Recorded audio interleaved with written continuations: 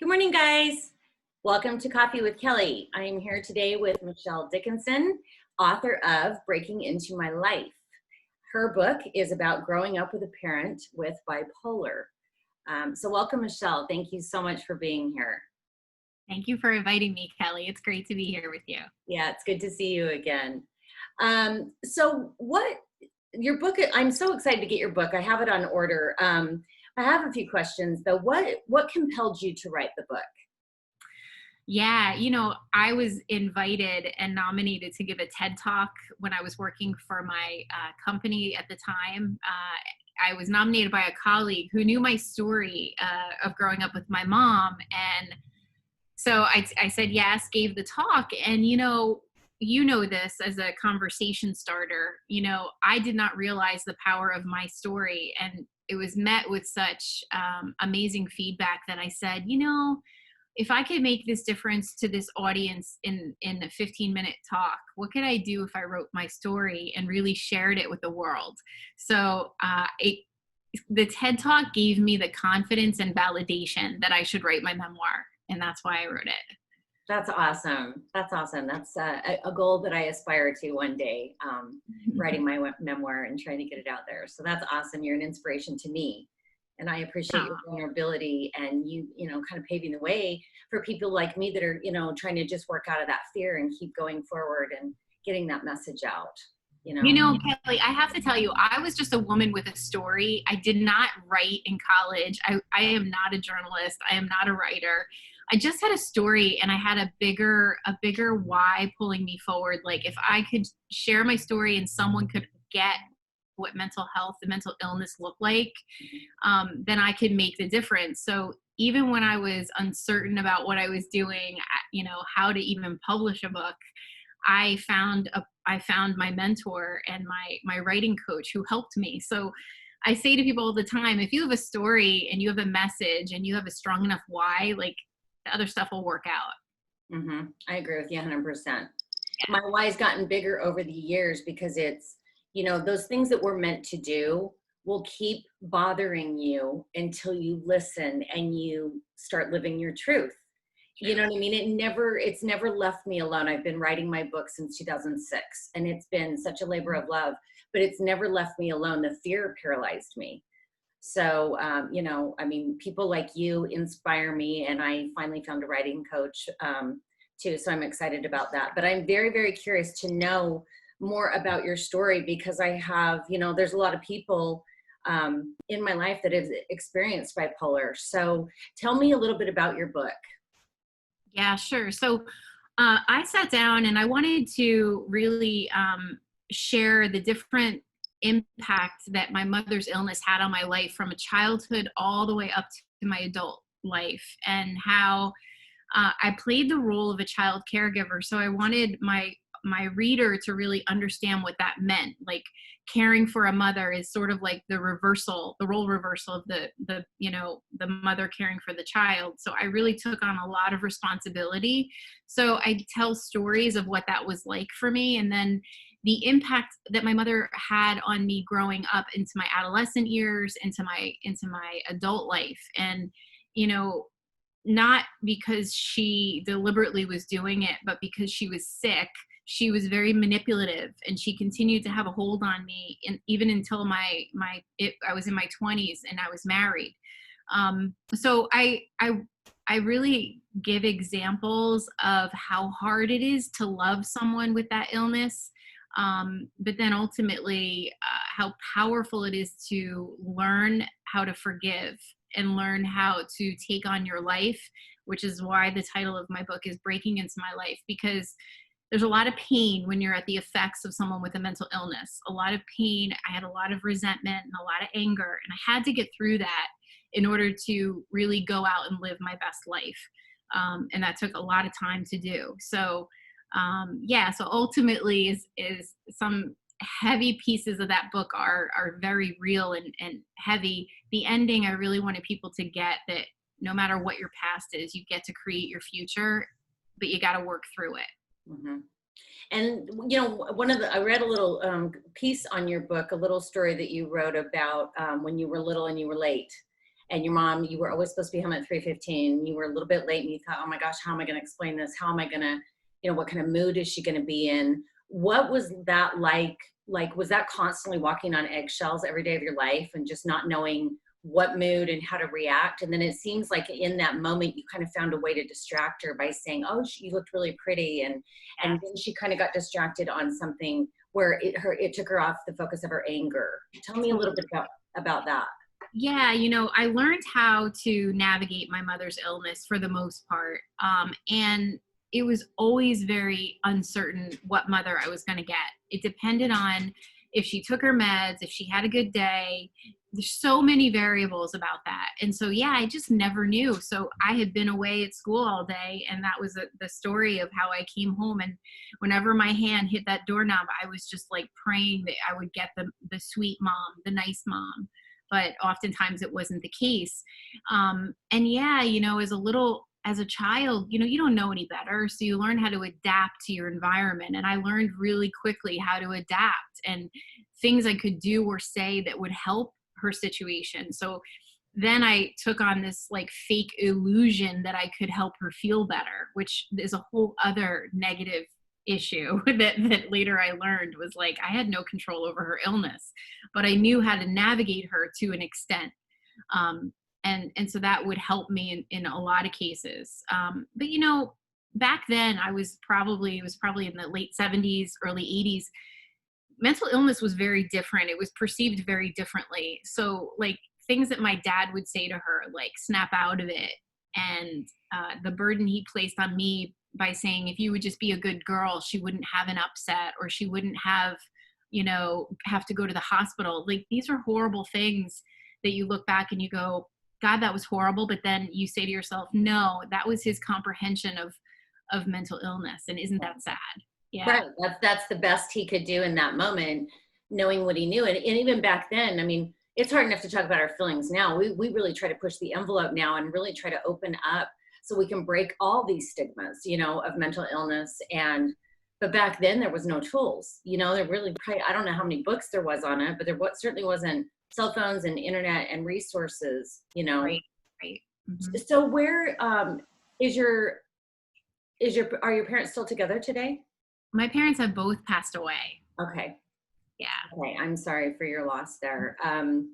Did your mom ever find balance in her life? Did she ever find kind of that sweet spot with her meds where she got a little bit of joy out of her life? Yeah. My mom did find joy in certain things. As I got older, she was less hospitalized, which was great because she had reached a point of some kind of stability. But then I had been living on my own, and she just started to lose her excitement for life. And then shortly thereafter she passed away. But yeah, we reached a point where we had a good relationship. Not a great one, but a good one. And I was so grateful for that, looking back on it, and I write about it in my book. But I think as she got older, she did find more stability than when I was little, when she was in and out of the hospital, undergoing shock therapy and all kinds of treatment that just, I reflect on that and go, I can't imagine how that was. So yeah. I've heard about shock treatment. That's pretty invasive. Yeah, I was volunteering for NAMI, and I met a guy that was doing shock treatment for his PTSD and things of that nature. Did you feel like that worked, or did she feel like it worked? My mom would hit these severe nervous breakdowns where the only thing that was possible for her was to go to a hospital and get more treatment, better treatment. And that was oftentimes what they did do to her.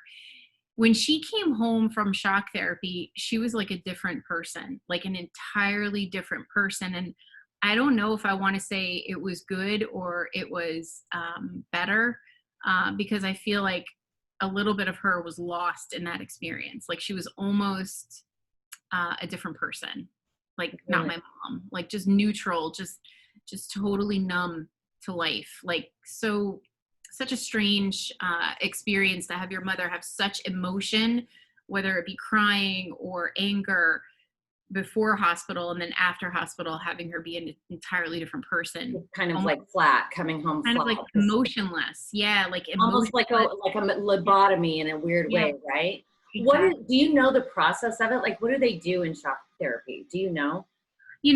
When I was writing my book, I knew I needed to educate myself more on what my mother's life could have been like, and I did watch some videos of shock therapy, and I had to stop watching because it was just too much. It was too much for me to deal with, and then I think because then I thought to myself, my God, my father had to like drive her to the hospital, basically sign off that they could do that to her.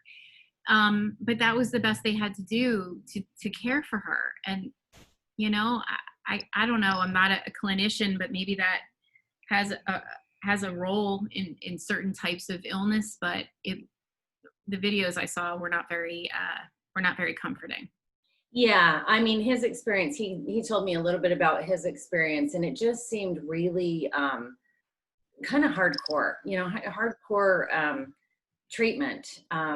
So I mean, I'm sure that we've come a long way since then in treatments and softer ways of dealing with all that type of stuff. But wow, that's really interesting. Wow.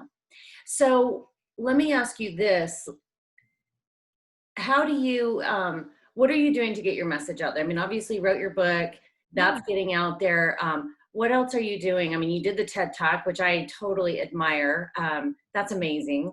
And what else are you doing to get your message out there? Yeah, like you, Kelly, I think conversations are really what will remove stigma. We have to be courageous to go first and start initiating more conversations, especially now in the face of COVID. Like, for the first time, people who maybe have never dealt with an imbalance, an emotional imbalance, might be. But they're not going to reach out and get care if there isn't a comfort around talking about it. Right. So I just launched, ironically, today, Conversations That Matter. And what I'm going to be doing is talking to different people, interviewing different people about their experience with overcoming adversity, overcoming a mental health challenge. Hell, maybe they're dealing with it now and they just want to talk about it. And I think the more conversation that we do like this, the more we get it out, the less alienated people who might be struggling will feel. I'm a firm believer that we need to be the change we want to see in the world. And so I was racking my head, like, how can I do more of this? Because I do plenty of podcasts and plenty of public speaking when I can, but I think we need to do more. So that's why I'm going to be hosting these Conversations That Matter live stream on my Facebook page. That's amazing. I mean, I can't wait for that. I'm super excited for that and would love to participate. Yes. And I agree with you 100%. I think there's so many stigmas around so many things. And, my experience, I have a lot of experience just in addiction and stuff like that. But all of those things, I think there's a stigma around so many belief systems, and we are so afraid of what we don't understand. Yes. So I love that you are, creating that platform to have uncomfortable conversations, because that Yeah. is what it's about. And not always do people have the best experiences in therapy. I did not have the best experience in therapy as a kid. I don't know about you. Did you ever go to therapy to work through any of this with your mom? I was in years of therapy after my first divorce. So yeah, I mean that played a role, and I'm still in therapy to this day. But I have an amazing therapist, and I don't know, it all is about matching you with the right therapist so you have the experience that matters for you. So yeah, I mean, I'm grateful for therapy. I'm grateful for self-discovery. But it can also be a coach. It could also just be a mentor. It doesn't have to be a therapist initially if you're not comfortable with that. I think the most important thing is that we keep talking and that we keep fostering conversation and encouraging people to have conversation, because when they get out of their head and they actually articulate how they feel, it becomes far less scarier. Exactly. And I know that when you put voice to your feelings, at least in my experience, I've talked about my struggles for so long, and I've said it out loud for so long, that it's not that it's not that it doesn't affect me, and it's not that I'm desensitized from it, but I've done so much healing around it. I can talk about it and just embrace that experience rather than hold shame and that kind of thing, right? And shame is like the worst thing that we can hold. It's the lowest vibrating, Yes. space that we can be in. Yet, probably, I don't know what the percentage of people with shame, but I would imagine it's pretty high. Yeah. Yeah. So I think that's amazing. What? Let's see. What do you want people to? What do you want people to know? Yeah, I mean, I think that the first thing there is to do is we're all navigating this pandemic in our own way based on our own lived experience, right? We all have past traumas or past experiences that are playing into how well or how much of a challenge the pandemic is for us. And then, combine that with financial and employment issues. So I think my first message is have grace with yourself, because we're all just doing the best we can. So if you have grace with yourself, that's the first step. And then really get connected to how you're feeling on a day-to-day basis. Like, don't ignore how you're feeling, acknowledge how you're feeling. Find someone that you can confide in if you're not doing well, and give them the opportunity to be a contribution to you before you escalate how you're feeling. Like, if you're sort of middle of the road, reach out to someone, have a conversation with them. They might be feeling the same way, and together you can elevate each other. Don't let it go to the point where you're so bad that now you're in dire straits and, oh my gosh, where do you go? So try to get connected to how you're feeling, talk about how you're feeling, allow people to be a contribution to you to prevent you from, feeling worse. But if you do feel worse, there are resources out there, right? You mentioned NAMI. I think NAMI is a tremendous resource. www.nami.org. And that's a great resource. There's local chapters. There's the signs and symptoms of depression.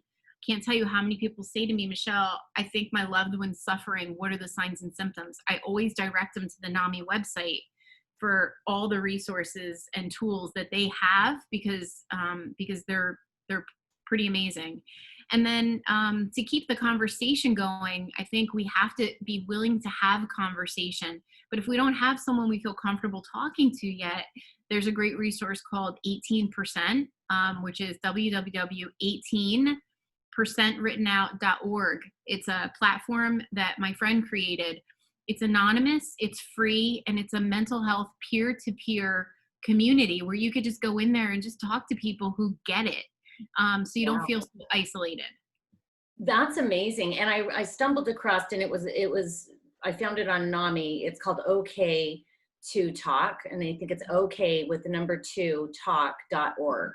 And that's another resource too. But one of the things, and I'm sure you can relate to this, is people don't talk to people. We're not going to open ourselves up to people we don't trust. So when I was young and experienced sexual abuse, and then my mom took me to a male therapist, and like, that's not going to work.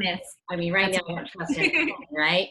Yeah. So, I mean, for us to, we're all going to connect to someone different. We can all get to the same place no matter what road we take. So whether it's those resources with, all of those resources you can pull in and find the right one that works for you and the right one that you feel safe in. Yeah. Yeah. Because I think feeling safe is so important to be able to expose your vulnerability and start working through those layers. Yes, exactly. And that's why I personally like 18%, because you can log in with an anonymous login, and you can share, and people don't know who you are, and it's pretty amazing because it's free and anonymous. So it's a place to talk. That's right. And that is 18, the number 18%.org. Yes. Okay. 18 with %writtenout.org. Okay. Perfect. Awesome, Michelle. I am so excited to read your book. I am so grateful that you were on. I think we covered a lot of material in a quick amount of time that, will give people a little quick fix, and then they've got some resources. So this was a very, very powerful, conversation that we just had. And I'm going to post the video. You guys can find Michelle on Instagram on Michelle Dickinson 71. And you can also find her website is michelledickinson.com. And I will put that on Coffee Talk with Kelly. And yeah, if you guys have any questions, you can certainly reach out to her. I appreciate you so very much. And, you know, we're all kind of wounded kids, right? And trying to kind of work through it so nobody's alone out there. And that's what I know you and I both want to convey is nobody's alone. And I think with your conversations that you're going to have and the Coffee with Kelly and just opening up that dialogue for vulnerability and getting raw and getting honest, that is how we heal. Yes. Right. Yeah. So thank you for so much for your vulnerability and for your courage to write your book and put all that stuff out there. I'm sure that that was hard. Yeah, no, thank you very much for doing this, for having me on. Don't forget the E in my website. It's Michelle E. Dickinson. I just want to make sure. Yeah, because there is another Michelle Dickinson in the world, but mine is unique through the E. So, but Kelly, the work you're doing is amazing. You are a beacon of hope, and I think the more conversations we have, the less alone people feel. And you know, I'm with you on this journey. Great. Well, I hope to be on it with you for a really long time. Amazing. I'm excited. Thank you so much, Michelle. We will see you soon and have a wonderful rest of your day. You too. Thank you, Kelly. Okay. Bye-bye. Bye-bye.